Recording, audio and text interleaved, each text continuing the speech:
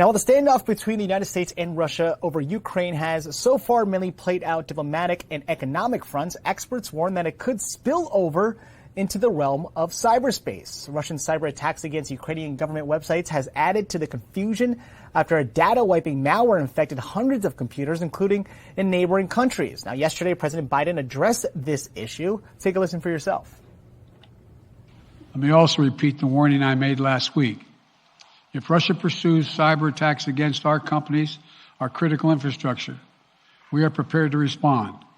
For months, we've been working closely with the private sector to harden our cyber defenses, sharpen our ability to respond to Russian cyber attacks as well. Now, joining me now is Karim Hijazi, CEO of Prevailion. Karim, we heard that several of Ukraine's bank and government websites crashed this week. So how is Russia using cyber attacks as part of its warfare? And how serious are these consequences?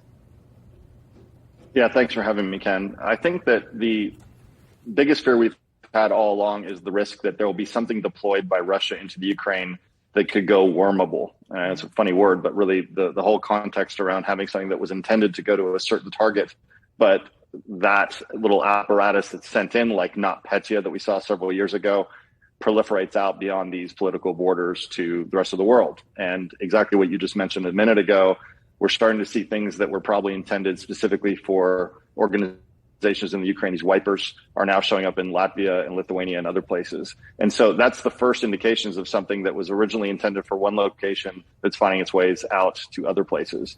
I think as it relates to their intention behind it, so far the cyber attacks by Russia within the Ukraine, I should be clear, seem to be just in support of the kinetic attack, the soldiers on the ground. It's less an economic or pressurizing attack, as in something that's specifically going after like the power grid or water treatment facilities. Not suggesting that won't happen later, right? Or it won't happen somewhere else, possibly, other countries, perhaps even here, which is the concern. So who is behind these cyber attacks from Russia? Normally in the headlines, it's, these folks that aren't exactly government-backed Russian hackers. They're just Russian prolific folks that do this. But does Russia actually have a cyber unit that their main goal is to have cyber attacks on enemies? They do.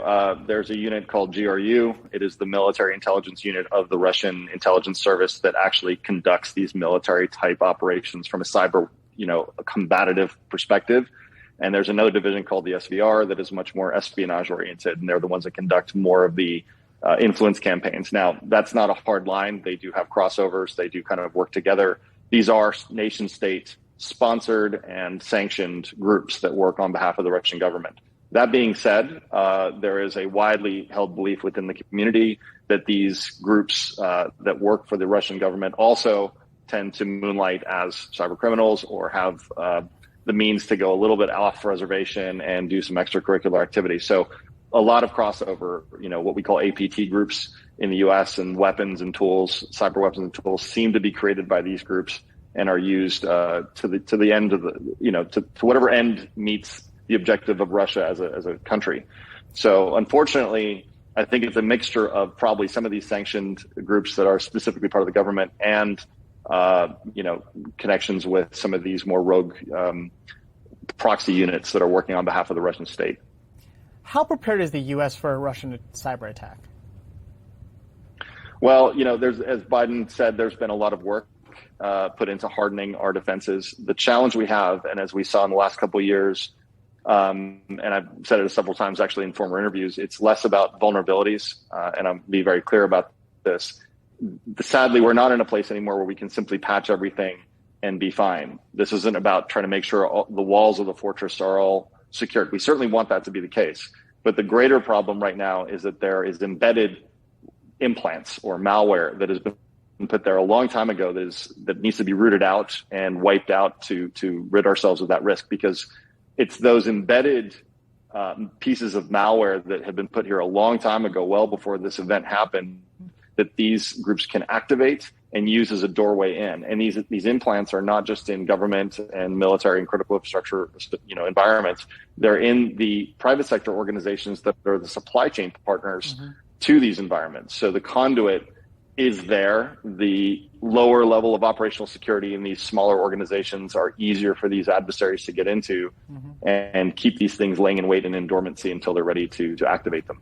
I remember when Target had a strike, they went through like the HVAC folks for Target to get to them to a phishing scheme. So I understand what you're talking about. Yeah. My last question to you is, when you were talking about these worms that go into other countries, if you piss off other countries, aren't you going to face consequences? What kind of, I guess, playing with fire is Russia doing if they do decide to have these cyber attacks, but it doesn't just stay in one country? So they are making an enemy of the world with this. I think they're well aware of that fact. And, the fact that there's already, as we said, some proliferation into neighboring countries. And by the way, just because Latvia and Lithuania are close to Ukraine has absolutely no bearing on it being cyber. Doesn't mean, it literally does not mean anything proximity wise. It might as well have been in Idaho. So my point is that the threat from a cyber perspective is absolutely going to irritate everyone that gets infected by it, because it's going to impact the economic nature of these organizations and countries, I should be clear. So this is where it is a world issue. Our position from our perspective is let's help where we can, because we don't want this to become a global problem.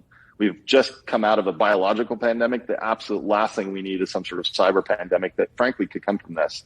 Our position is to keep pursuing the adversarial infrastructure. It's what we do specifically. They hate us for that, but that's our job, and we're really needed now. And I think that's what we'll keep doing. And we'll do that for more than just simply the U.S. Our goal here is to deliver that level of intelligence. So they know exactly where these embeds are, where these actors have embedded or put themselves in to where they can get in, so they can be rooted out. And we remove that spy, essentially, so that further actions can't be taken. All right, Karim Hijazi, CEO of Prevailion. Sir, thank you so much for sharing your expertise on this difficult topic. I appreciate your time. Thank you again.